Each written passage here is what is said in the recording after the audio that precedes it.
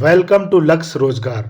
दोस्तों, आज हम लोग इस क्लास में भारत के महत्वपूर्ण सी पोर्ट्स यानी बंदरगाहों के बारे में पढ़ेंगे और जानेंगे कि ये बंदरगाह आखिर होते क्या हैं और ये कितने प्रकार के होते हैं और भारत के जो मुख्य अंतर्राष्ट्रीय बंदरगाह हैं वो कहाँ कहाँ हैं। तो आइए सबसे पहले जानते हैं, चर्चा करते हैं कि आखिर ये बंदरगाह या सी पोर्ट क्या होते हैं।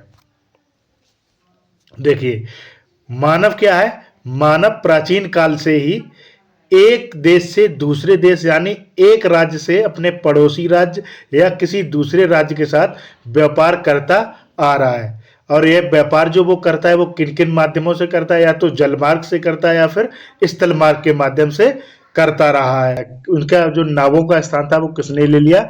बड़े बड़े जलयानों ने ले लिया। जलयान से जो व्यापार किया जाता है वह वायुयान की अपेक्षा सस्ता पड़ता है। जलयानों से यानी समुद्री रास्ते से, जल के रास्ते से जो व्यापार करते हैं वो वायुयान की अपेक्षा कैसा पड़ता है? सस्ता पड़ता है। देखिए, व्यापार करने के लिए नदी या समुद्र के तटों पर कई प्रकार की सुविधा प्रदान की जाती है जिससे जलयानों का आवागमन आसानी से किया जा सके। इन्हीं को बंदरगाह कहते हैं। यानी कि आप सिंपल भाषा में ऐसे समझ लीजिए कि जल वाहनों के रुकने के स्थान को बंदरगाह कहते हैं। उदाहरण के लिए जैसे जहां बस इत्यादि के रुकने के स्थान को क्या कहते हैं? बस अड्डा कहते हैं, बस स्टॉप कहते हैं। तो उसी प्रकार से जल वाहनों के रुकने के स्थान को क्या कहा जाता है? बंदरगाह कहा जाता है। भारत में जो बंदरगाह का जन्मदाता है वो किसे कहा गया है? वह कहा गया है श्री बालचंद्र हीराचंद्र जी को। किसे कहा गया है? श्री बालचंद्र हीराचंद्र जी को बंदरगाहों का जन्मदाता कहा गया है। वर्तमान में जो हमारे भारत में कुल 213 बंदरगाह हैं। कितने बंदरगाह हैं? कुल 213 बंदरगाह हैं, जिसमें से 13 बंदरगाहों को क्या है? अंतर्राष्ट्रीय दर्जा प्राप्त है। जो 13 बंदरगाह हैं भारत में वह क्या है? अंतर्राष्ट्रीय दर्जा प्राप्त है। यानी कि उन सी पोर्ट से, उन बंदरगाहों से अंतर्राष्ट्रीय स्तर पर व्यापार किया जाता है, जिनमें से 3 बंदरगाह कहाँ हैं? तमिलनाडु में। तथा जो छोटे 200 के लगभग जो छोटे बंदरगाह हैं उनमें से सर्वाधिक यानी कि 53, 200 में से 53 बंदरगाह कहाँ पर हैं? महाराष्ट्र में स्थित हैं। कहाँ स्थित है? महाराष्ट्र में स्थित है। अब बात कर लेते हैं कि सर ये जो सी पोर्ट होते हैं या जो बंदरगाह होते हैं यह कितने प्रकार के होते हैं? यह कितने प्रकार के होते हैं? तो देखिए, बंदरगाह कितने प्रकार के होते हैं? 2 प्रकार के होते हैं। कितने प्रकार के होते हैं? 2 प्रकार के होते हैं। पहला प्राकृतिक बंदरगाह। पहला कौन सा? प्राकृतिक बंदरगाह। और दूसरा कृत्रिम बंदरगाह। कौन सा? कृत्रिम बंदरगाह। प्राकृतिक बंदरगाह क्या होता है? जो प्रकृति के द्वारा निर्मित। और कृत्रिम बंदरगाह क्या होता है? मानव निर्मित बंदरगाह। कृत्रिम बंदरगाह मतलब मानव निर्मित बंदरगाह। देखिए, भारत के जो प्रमुख बंदरगाह हैं कुल कितने हैं? जो अंतर्राष्ट्रीय दर्जा प्राप्त है, वो जो अंतर्राष्ट्रीय व्यापार जिनसे किया जाता है वह कुल कितने हैं? 13 बंदरगाह हैं। कौन कौन से? कांडला, मुंबई का बंदरगाह, एक नावा शेवा का, मार्गा गांव का, न्यू मंगलोर, कोच्चि, तूतीकोरिन, चेन्नई, एन्नोर, विशाखापट्टनम, पारादीप, कोलकाता और पोर्ट ब्लेयर। ये कुल कितने बंदरगाह हैं? ये 13 बंदरगाह हैं। अब हम क्या करेंगे? एक एक करके इन बंदरगाहों के बारे में विस्तृत रूप से चर्चा करेंगे। तो सबसे पहले हम शुरुआत करते हैं पश्चिमी तट के जो पहला बंदरगाह है कांडला, यानी गुजरात में स्थित कांडला बंदरगाह से अध्ययन शुरू करेंगे। देखिए, ये कांडला जो बंदरगाह है ये कहाँ है? यह गुजरात राज्य में स्थित है। जो कांडला बंदरगाह है ये कहाँ है? गुजरात राज्य में स्थित है। क्या किया गया है? इस जो कांडला बंदरगाह का नाम बदलकर क्या रख दिया गया है? दीनदयाल बंदरगाह रख दिया गया है। क्या रख दिया गया है? दीनदयाल बंदरगाह रख दिया गया है। देखिए, यह बंदरगाह क्या है? भारत विभाजन के बाद विकसित किया गया था। यानी कि जब देश को आज़ादी मिली थी उसके पश्चात इस बंदरगाह का निर्माण किया गया है। अच्छा, आज़ादी से पहले यानी स्वतंत्रता से पूर्व जो पश्चिमी देशों के साथ व्यापार करते थे वह किसके माध्यम से किया जाता था? वह कराची बंदरगाह के माध्यम से किया जाता था। किसके माध्यम से? कराची बंदरगाह के माध्यम से किया जाता था। उसके बाद जब हमारा देश आज़ाद हुआ, पाकिस्तान का निर्माण हुआ, भारत और पाकिस्तान के रूप में जब देश का बंटवारा हो गया तो फिर कराची बंदरगाह के स्थान पर क्या किया, कांडला बंदरगाह को विकसित किया गया था। क्या किया गया था, कांडला बंदरगाह को विकसित किया गया था। देखिए, उत्तर भारत की जो आवश्यकताओं की सर्वाधिक पूर्ति के लिए इसी बंदरगाह से व्यापार किया जाता है। कहां से किया जाता है, कांडला बंदरगाह से किया जाता है। अब बात करते हैं मुंबई बंदरगाह की। देखिए, जो मुंबई बंदरगाह है यह भारत का सबसे पुराना तथा सबसे बड़ा प्राकृतिक गहराई वाला बंदरगाह है।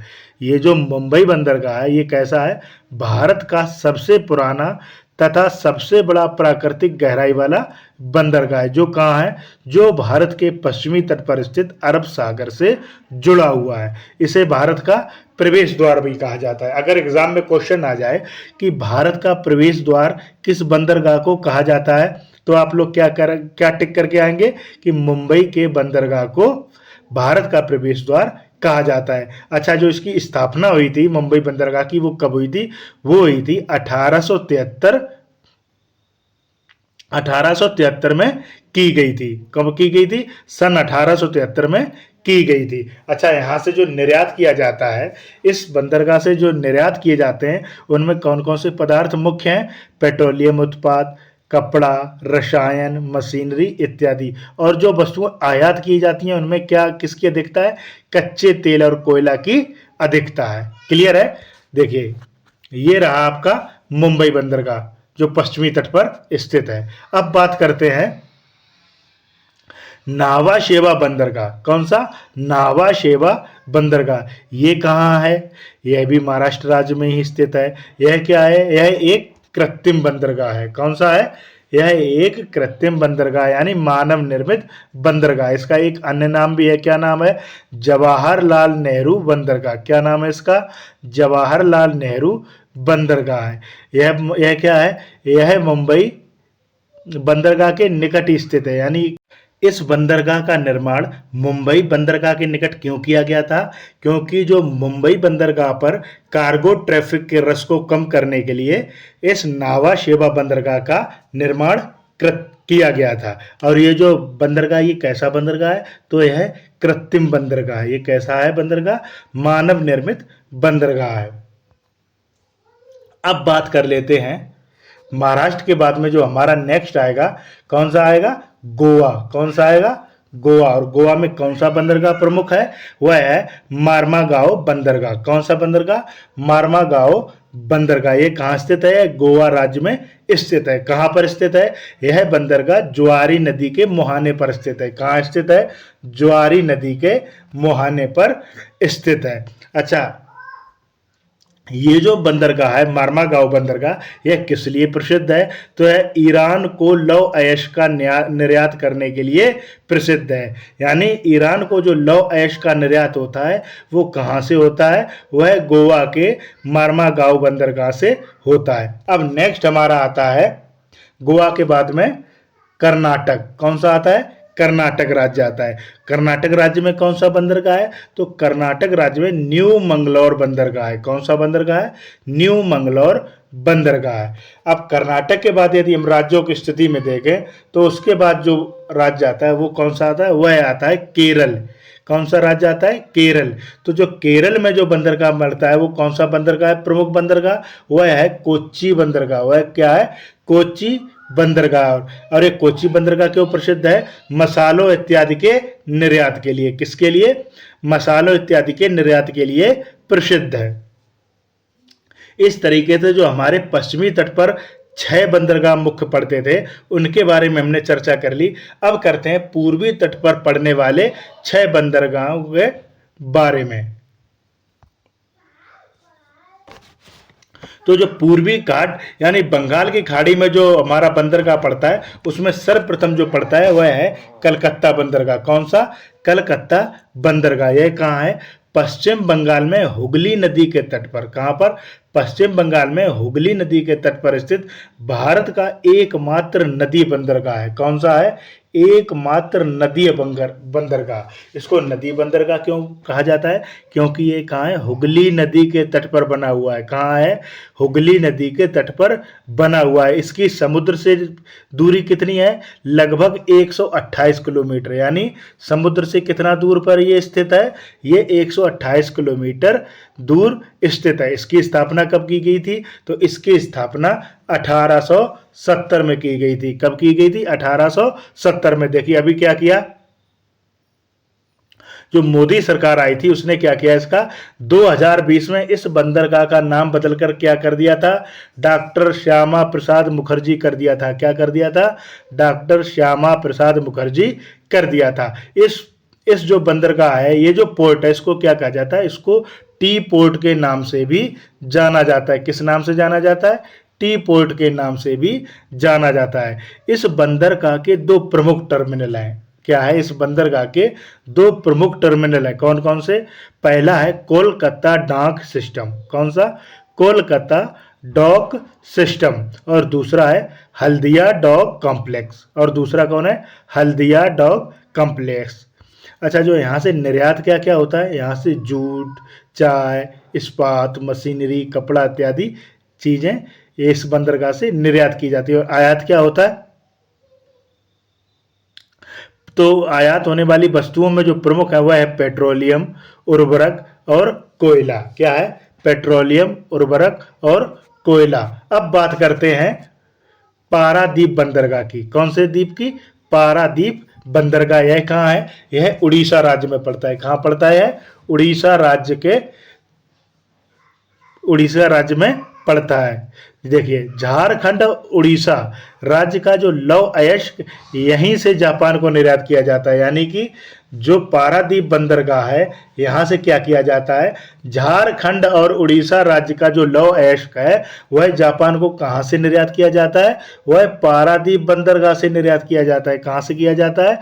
पारादीप बंदरगाह से निर्यात किया जाता है। अब बात करते हैं विशाखापत्तनम बंदरगाह की। कहाँ की? विशाखापत्तनम बंदरगाह। तो विशाखापत्तनम जो बंदरगाह है वह कहाँ पर है?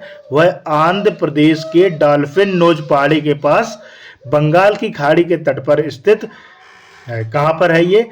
आंध्र प्रदेश में स्थित है। कहाँ पर? डॉल्फिन नोज पहाड़ी के पास में। कहाँ पर? बंगाल की खाड़ी के तट पर स्थित भारत का तीसरा सबसे प्रमुख और प्राकृतिक सबसे गहरा बंदरगाह है। कैसा है ये? बिल्कुल ध्यान से सुनिए।